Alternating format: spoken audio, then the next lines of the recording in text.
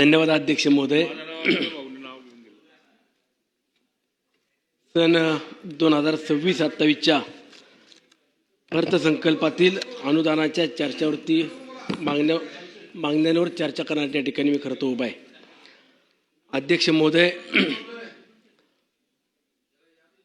महाराष्ट्र राज्याचे लोकप्रिय मुख्यमंत्री आदरणीय देवेंद्रजी फडणवीस साहेबांनी 6 मार्च रोजी आपल्या राज्याचा अर्थसंकल्प या ठिकाणी सादर केला. जवळपास 7,69,467 कोटी रुपयाचा असा विक्रमी अर्थसंकल्प सादर करत असताना राज्यातील शेतकरी, ग्रामीण विकास आणि शाश्वत विकासावरती लक्ष केंद्र करून खऱ्या अर्थानं हा अर्थसंकल्प मांडण्याचा त्यांनी प्रयत्न केला आहे. अत्यंत व्यापक आणि महाराष्ट्राला प्रगतीच्या एका उच्च शिखरावरती घेऊन जाणारा अर्थसंकल्प आहे. कोणताही दुजाभाव न करता सर्व क्षेत्रात, सर्वच भागात, म्हणजे अगदी चांद्यापासून तर बांद्यापर्यंत विकास कामे साधण्याचा प्रयत्न केला आहे आणि या अर्थसंकल्पाचं मी मनापासून स्वागत करतो, त्या अभिनंदन देखील करतो. अध्यक्ष महोदय, ज्या मतदारसंघातून मी या विधिमंडळामध्ये प्रतिनिधित्व करायला येतो तो म्हणजे माझा मावळ तालुका आणि जगद्गुरू संत श्रेष्ठ तुकोबारायांची भूमी देखील श्री क्षेत्र देहू. जगद्गुरू संत श्रेष्ठ तुकोबारायांचा जन्मस्थळ असलेल्या या देहू गावातील तुकोबारायांच्या घराचं जतन संवर्धनासाठी नव्यानं आराखडा करण्याचा देखील माननीय मुख्यमंत्र्यांनी घोषणा केली. तुकोबारायांच्याच अभंगवाणीतून धन्य देवगाव पुण्यभूमी ठाव, तेथे नांदे देव पांडुरंग, धन्य क्षेत्रवासी लोकदैवाचे, उच्चारिती नावे नामघोष. या अभंगवाणीतून नक्कीच मी माझ्या मावळच्या जनतेच्या वतीनं, सर्व वारकरी संप्रदायाच्या वतीनं राज्याचे मुख्यमंत्री आदरणीय फडणवीस साहेबांचं देखील मनापासून आभार व्यक्त करतो. अध्यक्ष महोदय, खरं तर आज गृह विभाग, कृषी विभाग, जलसंपदा विभाग, अन्न नागरी पुरवठा विभाग, पाणी पुरवठा अशा अनेक विभाग असताना खरं तर आज अध्यक्ष महोदय मी गृह विभागावरती विशेष करून या सदनामध्ये दादा ते आपल्या पुण्यात ज्यांनी गेले 30-35 वर्ष महाराष्ट्राच्या राजकारणामध्ये आपलं मोलाचं योगदान दिलं अशा आदरणीय आम्हा सर्वांचे नेते स्वर्गीय दादांच्या 28 जानेवारी 2026ला झालेल्या दुर्घटनेबाबत मी सरकारचं लक्ष वेधू इच्छितो की अध्यक्ष महोदय, 28 जानेवारीला सकाळी 8:45च्या सुमारास बारामती या ठिकाणी दादांचं विमान क्रॅश झालं आणि अपघाती दुर्दैव असं त्या ठिकाणी निधन झालं. महाराष्ट्रातल्या प्रत्येक जनतेला या घटनेतून नक्कीच चटका लावून जाणारी घटना होती. आमच्यासारख्यांना देखील सातत्याने वाटत होतं की दादा नक्की त्या विमानात होते का, नक्की माहिती घ्या, हा प्रकार कशामुळं घडला, घात आहे की अपघात आहे, ही देखील आमची भावना त्यावेळेला नक्कीच उभी राहिली होती. आम्हाला देखील त्या पद्धती प्रश्न आमच्या डोळ्यासमोर चिन्ह पडलेले होते. आणि अध्यक्ष महोदय, अशा घटनेनंतरनं आदरणीय या देशाचे प्रमुख नेते पवार साहेबांनी पत्रकार परिषद घेऊन जाहीरपणाने सांगितलं की ही घटना हा अपघात आहे आणि ह्यामुळे झालेलं नुकसान कधी भरून निघणार नाही, अशा देखील भावना आदरणीय पवार साहेबांनी त्या ठिकाणी पत्रकार परिषदेच्या माध्यमातून व्यक्त केल्या. काही काळ गेला आणि त्यानंतर आजपर्यंत या घटनेच्या संदर्भामध्ये वेगवेगळे तर्कवितर्क लावण्याचा प्रयत्न केला, तो आरोप प्रत्यारोप होत असतात आणि त्यातून अनेकांनी ही घटना काय आहे, या घटनेमागचं सत्य काय आहे, ही देखील महाराष्ट्राच्या जनतेसमोर आली पाहिजे असं आमचं देखील मत आहे.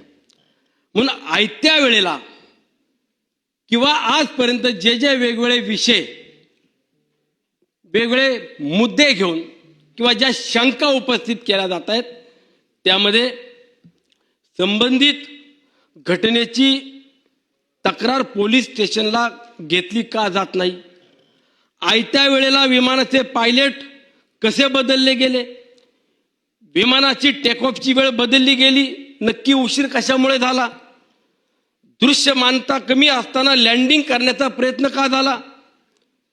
ज्या तपास यंत्रणा आहेत, AIB असेल, DGC असेल, CID असेल, अशा वेगवेगळ्या यंत्रणेच्या माध्यमातून या घटनेचा तपास होत असताना या तपासावरती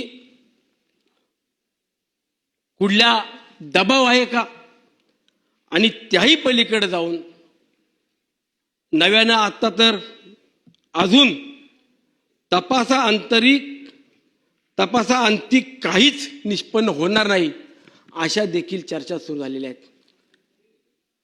मी राज्याचे मुख्यमंत्री गेले 20 वर्षापासून जवळून पाहतो.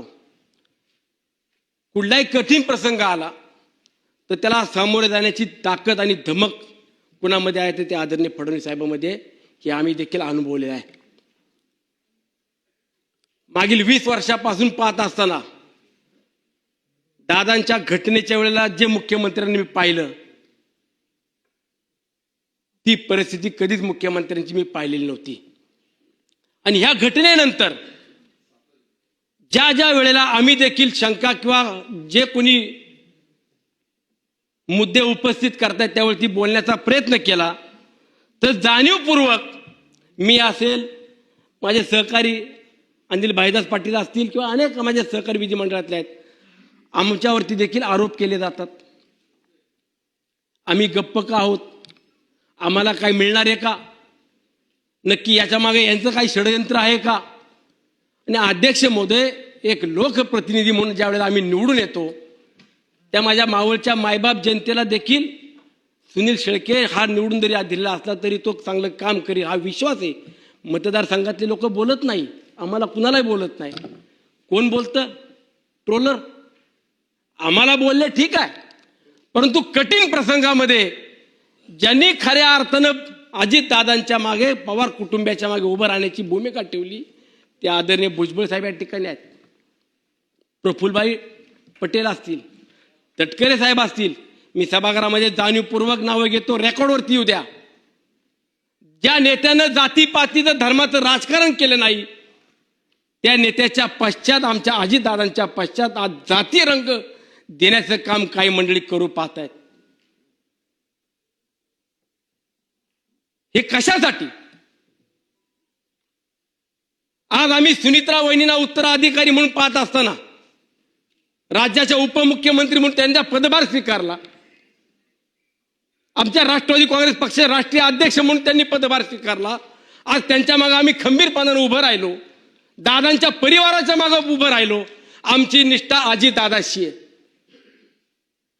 आमची निष्ठा सुनित्रा वहिनीशी आहे, पारदादाशी, जयदादाशी. मग ज्या वेळेला अशा कठीण प्रसंगामध्ये अनेक नेत्यांनी, अनेक समाजातल्या प्रमुख व्यक्तींनी जर पवार कुटुंबिय सुनित्रा वहिनीच्या मागे उभं राहत असेल तर दोष काय? मग अध्यक्ष महोदय, ह्या अशा चर्चा होत असताना महाराष्ट्राच्या जनतेला देखील कळालं पाहिजे, म्हणून माझं आव्हान आहे, या सदनामध्ये खुली चर्चा झाली पाहिजे. प्रश्न उत्तराचे आपण अनेक चर्चेमध्ये विषय घेत असतो, त्याच पद्धतीने प्रश्न उत्तर असतील किंवा समोरासमोर या चर्चेतून आदरणीय मुख्यमंत्र्यांनी देखील राज्याच्या जनतेला ही सत्यता सांगितली पाहिजे, एवढीच माझी विनंती आहे.